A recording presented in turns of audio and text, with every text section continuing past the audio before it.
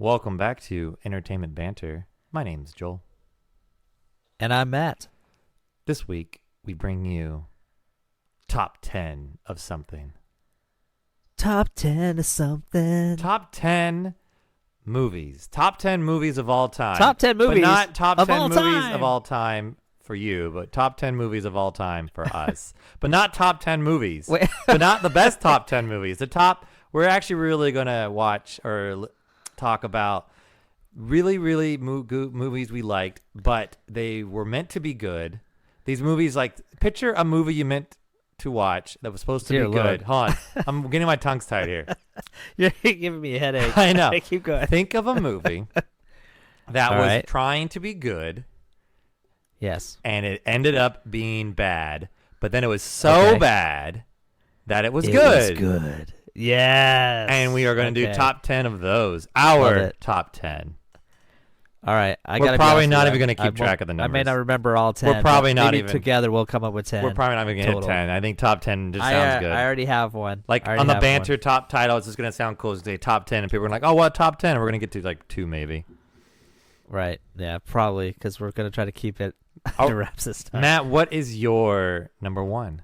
No particular order. Uh, It's just one's. Okay, good. Good. Because We are in no can't particular choose right order. away. Even though we're saying top 10, it's just top Right. 10. It's just 10. Well, one of my 10 all-time favorite ones was I think it was 1980s. It could be 90s at this point. I don't know, but Arnold Schwarzenegger's The Running Man. It comes to mind absolutely. There's so many great dialogue so moments. There's this. Are you familiar with The Running Man? I didn't see it, but there has to be an Arnold one-liner in it then because it was from one of his first movies. Oh my gosh, there's like a bazillion. Okay, so long story short, it's the dark, distant future, right? Like all his films are, and he's a police officer or something. I don't know what, and he was wrongly accused of a crime he didn't commit, of course, and he's been in jail.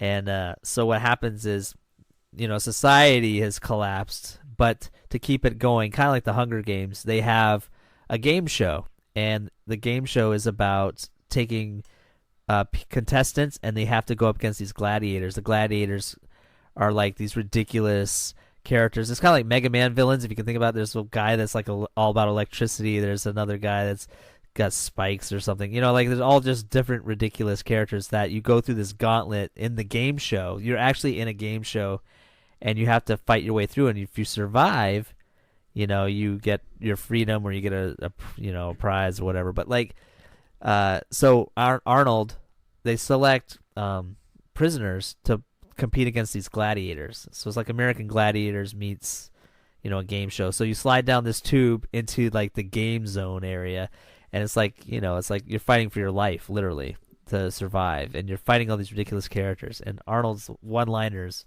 are absolutely amazing throughout the whole film. The film is terrible, but the one-liners are classic.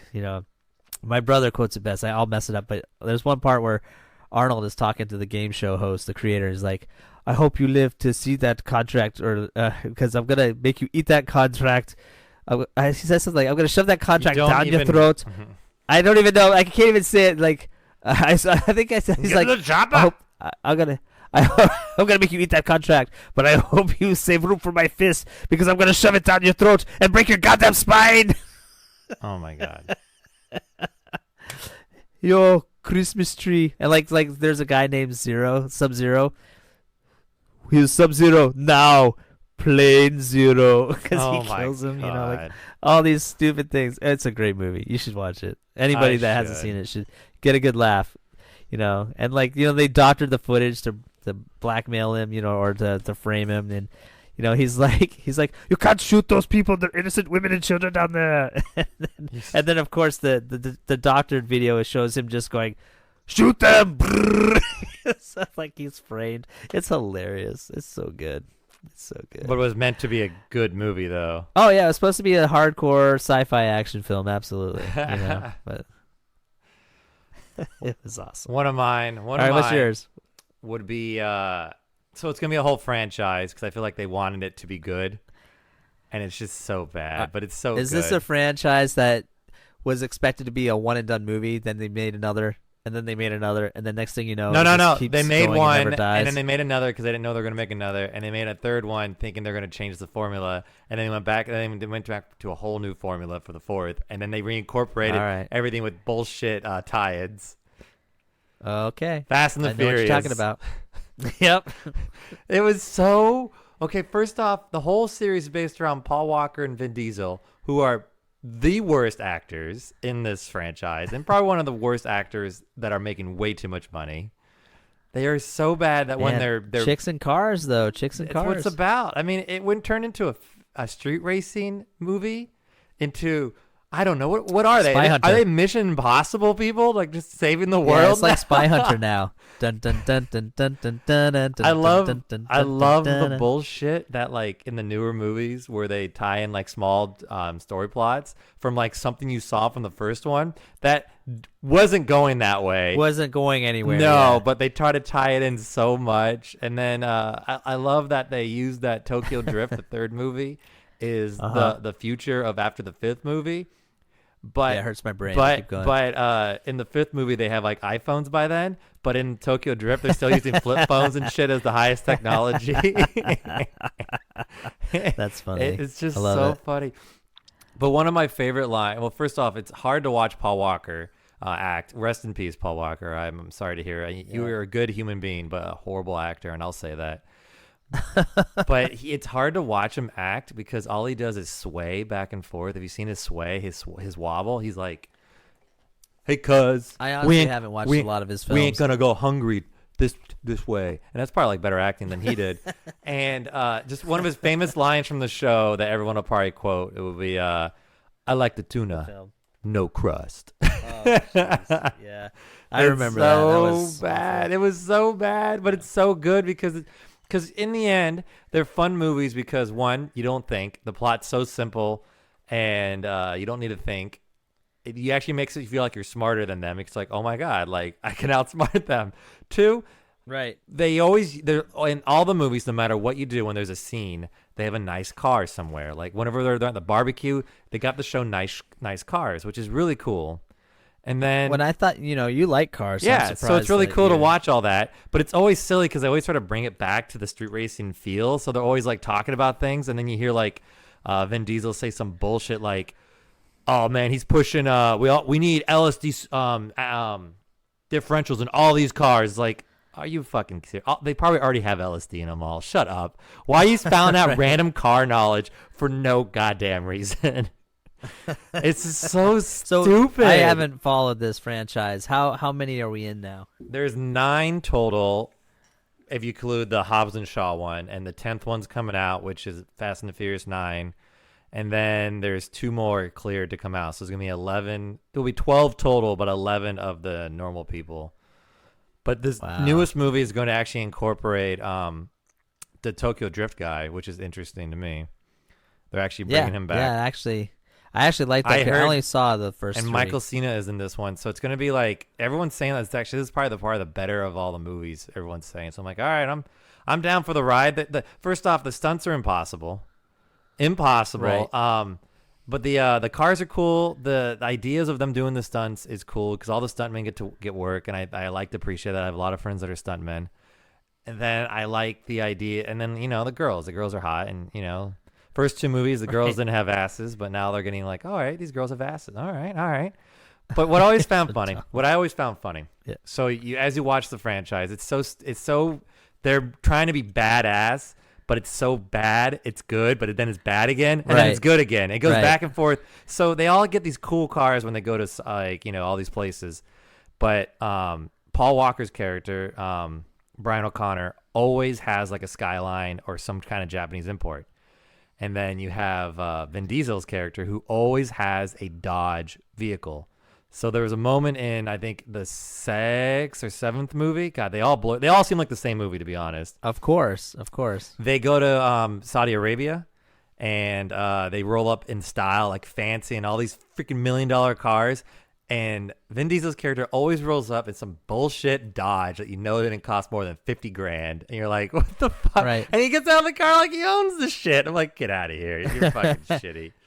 But if you want a good laugh and I just watched them all just recently. If you want a good laugh and just go like, yeah, they're trying to be badass, and it's just awful. Like there was a scene when he was the first time they brought The Rock. The Rock's like the best actor in all the movies. He at the end of one of the movies, he stands next to Vin Diesel, not in front of to talk to him, but next to, because they're having a beef, and he goes, "Till next ride." That's what Vin Diesel says, and The Rock says something else. Sounds awful. And then they just walk away. Like, are you fucking kidding me? I got a chill of like embarrassment. You know what I mean? Yeah. Oh, I get that when you too. said that line. Oh yeah, right down my spine. Every time Vin until Diesel next ride. Or when Vin Diesel goes, I live my life a quarter mile at a time. By the way, though, from the first to the fourth movie, Vin Diesel was in the first one.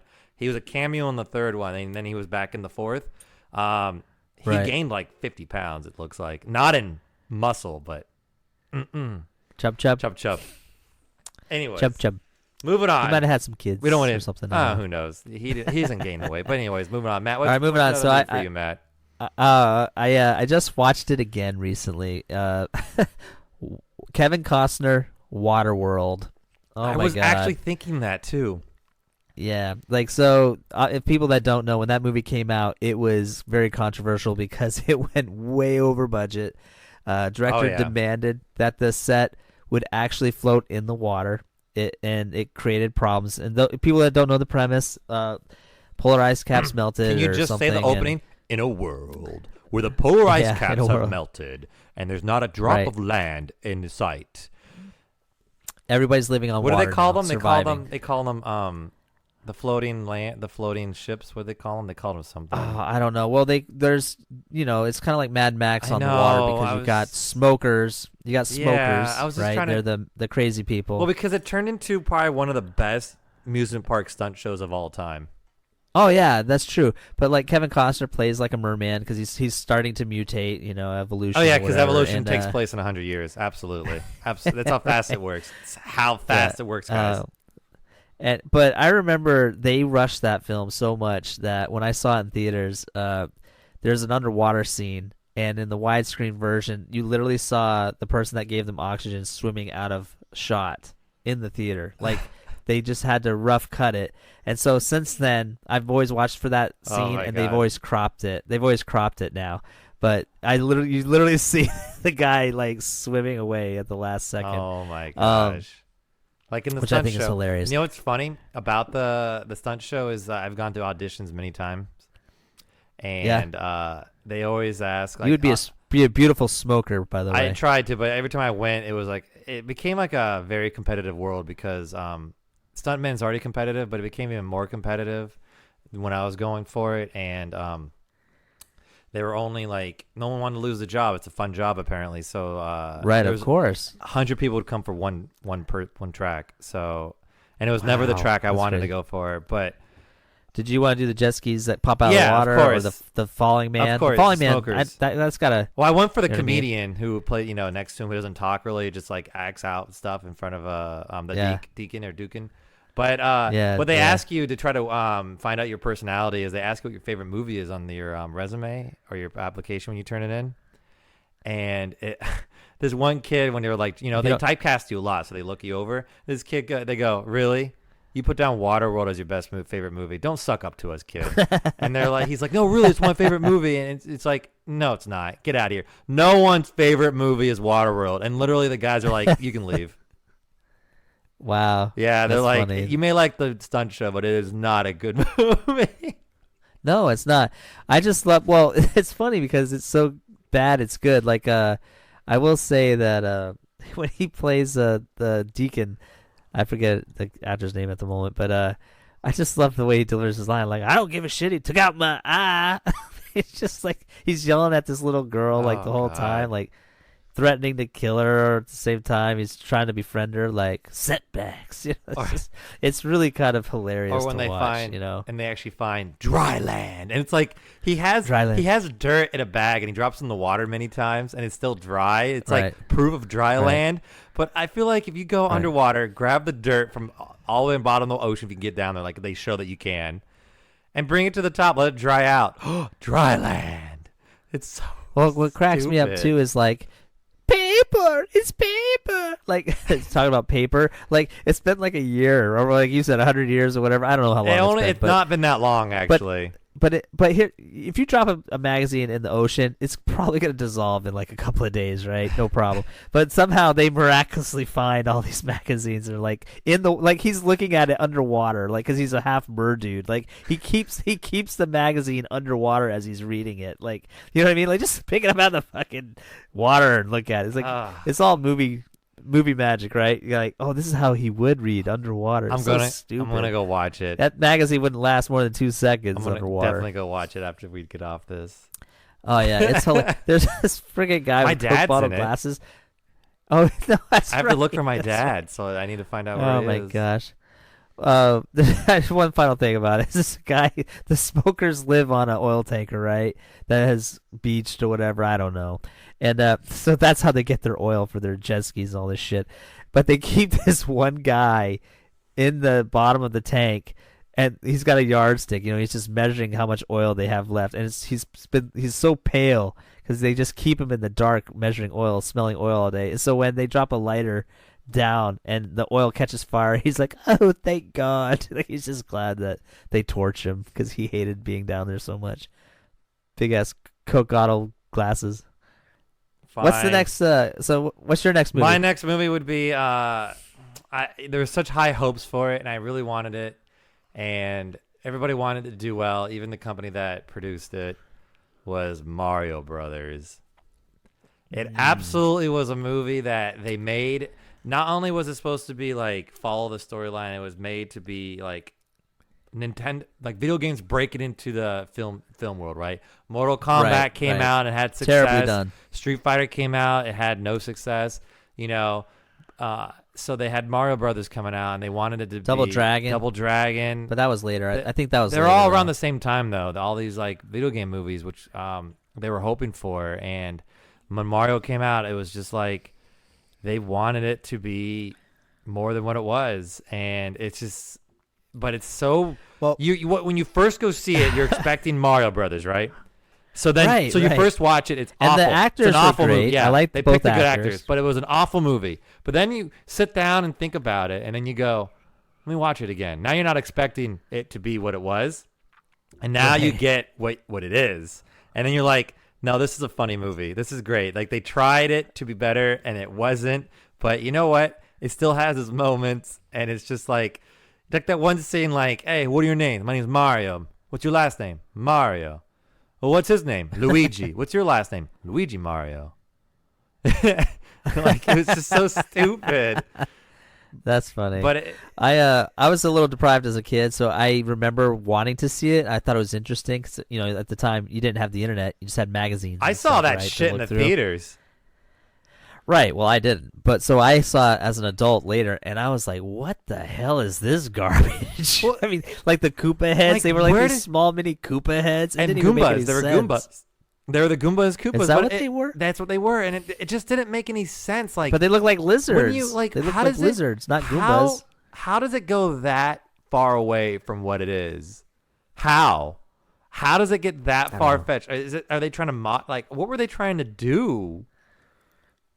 Yeah, I don't know. I don't know what they're even I don't trying know. to do. It's just like it doesn't make any like. It starts out It well. was just jumping on a bandwagon. I know, you but know? it started off so well. Like, okay, you get to know Mario and Luigi and their Brooklyn world and how they were plumbers and then they get trapped and then they get pulled down to this dimension and then it became like, I don't even know what. Like, I mean, there's not really many people in the Mushroom Kingdom. It's just the Toads and Toadette and yeah, and they're Princess very Peach. human looking. Yeah, they're all. That was the problem. That was the problem. The thing is, in Mario Brothers, the only humans that look human are the humans, Luigi and Mario, Right. and then Princess Peach is actually a fungus, and the king still has the mushroom hat. Everyone has the mushroom thing. Princess Peach is the only fungus that looks like what she does, which is right. weird. I know we're running short on time, so I have to mention it. Poor Arnold. He's in a lot of mine. Batman and Robin. Oh, they Jerry, tried so Schumacher. hard for that to be the sequel to Batman Forever. Right. It was the sequel. But it was awful. Yeah, no, but I mean, they tried so. and they changed their Batmans to I just the bat nipples came in full Oh my effect. God. Except when Alicia Silverstone put hers on. I didn't see I didn't see her bat nipples. Well, because her suit wasn't perfect. Oh, but you know what I'm saying? Like, could you imagine if they had put bat nipples on Batgirl's if you look, suit? they gave her the line in the bottom for camel toe. Oh, there you go. There you go. Just joking. No, they didn't. Or did but, they? Go it's check it funny out. because it's funny though because like that movie's bad. Like the whole like I don't know if they were trying to pull the Adam West routine because like Bat Express card was used in that one. Do you remember that? God. Like, they just gave up. They're trying to buy they're Poison trying to be Ivy, so everything. Corny. They were trying to bring back the campy of the comic book. Or yeah, Adam like the West. Adam West, yeah. Bang Pow, yeah, for sure. But it was so bad, it was good. You know, like Arnold Schwarzenegger trying to make his snow henchmen sing White Christmas, not White Christmas, but the Christmas, I don't know, the Year Without a Santa Claus songs or whatever from the claymation or Franklin Bass stuff. Sure. I get you, but it was just so meh. Yeah, but I get what you're saying. Schwarzenegger is in a lot of movies that are meant to be good, and it end up being bad, but then they're good because they're bad. Well, this one he knew what he was getting into. You know what I mean? Yeah. But I mean, like even like Predator, I would say Predator would be like a good movie that's bad, but then it's actually good because it's bad. What? Really? Yeah, because I didn't think it was bad. I don't know. I thought the first Predator was awesome. I mean, I saw it the first time I saw it. Ironically, I was in Boy Scouts and we went to this summer camp, and that's what they were showing us. And we go back into the woods, and every time we hear like we're shitting our pants. You know what I mean? Oh, did you watch the video I sent you with the Predator alien coming out? Not the video. I saw the picture, but yes, I know of it. That was from Alien vs Predator. You're right? Mm-hmm. Yeah. Mm-hmm. Yeah.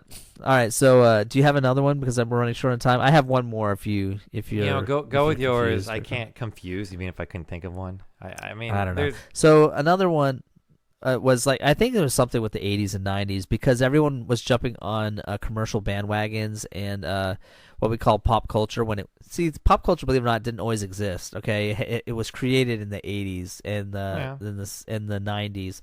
And a lot of pop culture items around that time. So when they were popular for the first time, Hollywood took those brands, and they didn't know what to do with them. So they made their movies, like you said, like Super Mario Brothers and Ninja Turtles was one. And because now we have the nostalgia culture now that's recreating all that. Right, and they're actually trying to do a better job with it. Mm-hmm. But the one that came out that was god awful was He-Man, or it was called Masters of the Universe with Ralph Dorf. Is it Ralph London? Dorf London? I can't remember. Oh my gosh.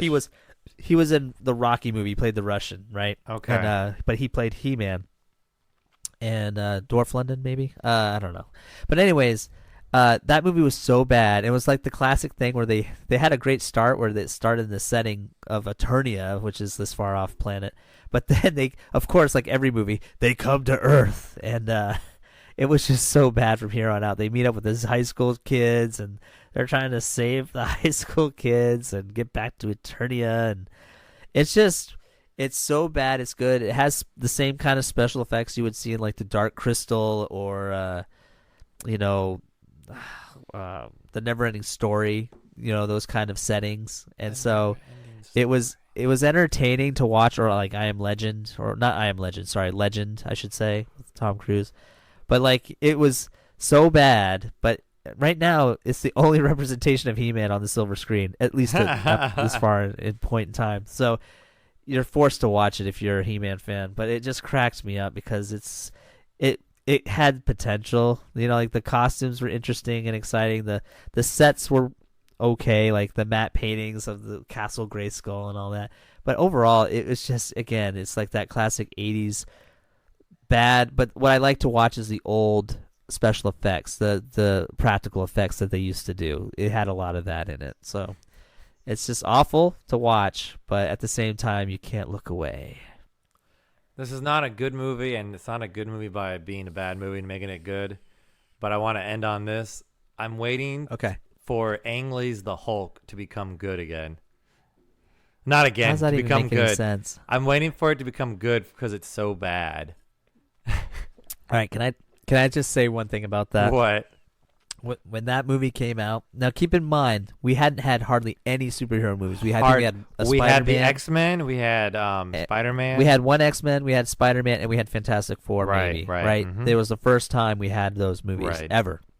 So when we got Hulk, I think it was Hollywood trying to change things up to be different for each genre. No, because they didn't know it wasn't meant to It last. was Ang right? Lee who did it all. If you talk to him in I know, interviews. but here's the thing. Ang Lee, I like a lot of his movies though. Like Mission Impossible 2, I think he did. I love that Crouching one. Tiger, Hidden but Dragon. but it's funny that you say that because when I went to the theater and I know you were like, "This is garbage," and you walked out. I thought it was fun to watch it look like a comic book. That's what I was going to say. He tried to you make never it like saw a comic you never book. saw it. You've never saw a movie like that before. You know what I mean? I Where mean, the he did editing it- was designed to look like a comic. He did that the whole time. and he also did he followed the fact that in the comics it said that Hulk can jump 3-mile distances. Yes, and he he did it in the movie, and then it was just like to see it in a movie was so much worse to actually see it like in our Really, I kind of liked Yeah. it. The desert jumping. Oh my the desert God. jumping. Okay, no, what I didn't like was the mutated dogs and The his Hulk father's dogs. plot. The That Hulk was just dogs. weird. You know what I mean? The Hulk dogs, whatever. The Hulk dogs and his father's plot. Well, I could have done Of without. all the irony of all that, the Hulk toys from that movie are worth more money than any Iron Man toy right now. Like the I same believe it. caliber. I believe it. Well, and the final thing I'll say about that movie too is the score was done really well. It was a really good score. I could see that. So, I mean, I can't remember who did the score. I don't think it was Danny Elfman. It could, or James Horner. I don't remember, but I just remember liking the score from that film. I thought they did a good job with John that. Williams. And it was one of the first times they started adding It wasn't. like the Arabian Night feel to scores. You know what I mean? Like, and again, Ang Lee did that a lot too. He did it. I think he did it with Mission Impossible 2, but there's some kind of like female. I don't know how you would describe that type of singing, but yeah, it was interesting. So, anyways, all right. So the Hulk. That's how we're ending it, huh? That's how we're ending The it. Hulk. But you said it. But you said that's bad. It's not even. I don't. worth watching. I'm waiting bad. for it to become good again, or not. Like again. you don't I'm look waiting for it. forward to scenes and laugh at it. No, Right? You know, no. like See, I'm waiting for like that moment where humor's death someone, or something. because sometimes it takes one person to see it from their point of view, and they tell you something about it. You go, really? So you go back and watch it, and you go, yeah. You know what I mean? Like sometimes you watch a movie, you have only your references and your point of view to watch it. When you hear someone else's point of view, sometimes it changes your preference on it. That's why you should never. When someone says, don't tell me any spoilers, even when you say, if they trust your opinion, even if you say, oh, I liked it or not liked it, now they have this interpretation like, well, if he liked it, now there's like pressure or it changes how you watch the movie. It absolutely does. Right. So I'm waiting for someone to change my interpretation of the Hulk. Right now, maybe you did a little bit, but no. Once you said the dogs, it ruined it again. Well, I agree with you. To be honest with you, I don't think any of the Hulk, even with Edward Norton, I don't think any of the Hulk movies were good. No. I can't wrap myself around a Hulk movie. That's why I thought Thor Ragnarok was so brilliantly done because it is technically a Hulk movie, but we got both characters, Thor and Right. Hulk, and it was like a buddy And comedy. it's You know what I mean? probably going to be a Hulk Deadpool or a Hulk Wolverine movie that we're going to get next to. So Yeah, that would be interesting. That'd be very interesting to see. absolutely. Or all three together. I mean, they could. So Deadpool and Wolverine are both mercenaries, and they easily can go hunt the Hulk. yeah, absolutely. So my favorite movie, and this is what I'll end on. My final thought is, The Last Jedi is a terrible movie to watch, and it is not funny at all whatsoever. It's a bad movie, constantly bad. So thank you for listening to Entertainment Banter. My name is Matt. Fuck you, Ryan Johnson, and my name is Joel, and I'm done.